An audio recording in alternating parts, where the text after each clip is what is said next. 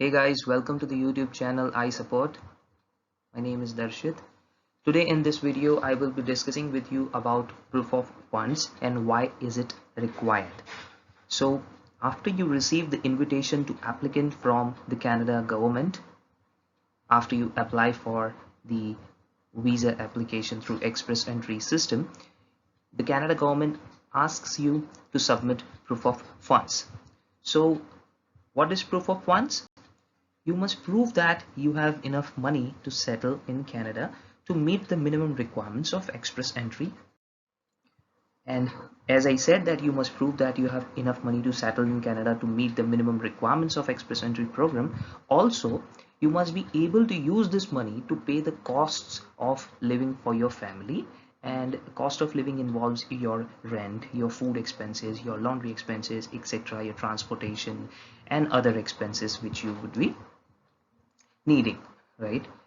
So here it comes, how much money you will need. So for one member, 12,475 Canadian dollars is needed, and one more additional family member you have to add $3,361. Make sure this gets changed once you get the invitation to applicant. You have to check the checklist. In that, the Canada government will show how much dollars would be required. So there would be a slight change of 500 to $250 or something, or this is what the recent figures are as per August 2019, right? So this is what, as per the family members, you would be requiring the proof of. Now what all documents are accepted to submit the proof of funds and what is not accepted. So what's not accepted? Assets funds that are not readily available, which is property evaluation documents, jewelry evaluation documents, vehicle evaluation if you have any heavy vehicle or something, cryptocurrencies, bitcoins, public provident fund, PPF, money in others account like your family or friends, or even in a joint account with your father or mother or any of your family member. Also, these all things are not accepted.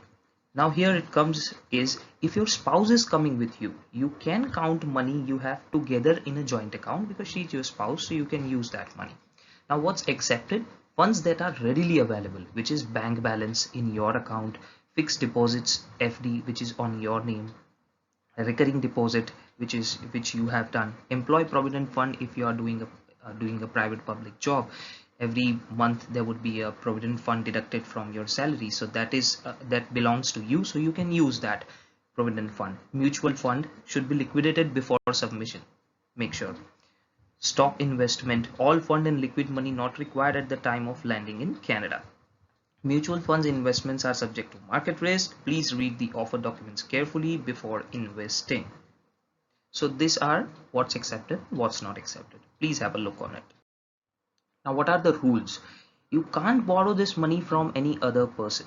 As I mentioned in the previous slide, what's not accepted? If your spouse is coming with you, you can count money you have together in a joint account.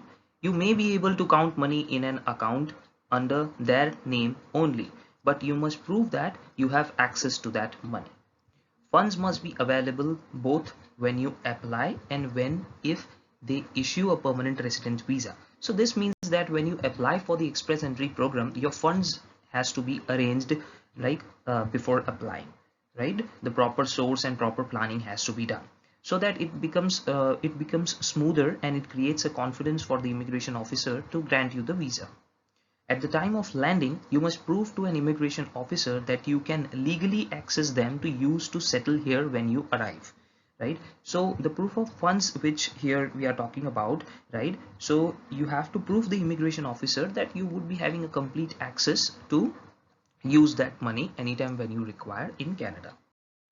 Documents required. Documents, receipts of FD, which is fixed deposit, RD, recurring deposit, PF, provident fund, mutual fund, liquidation documents, etc.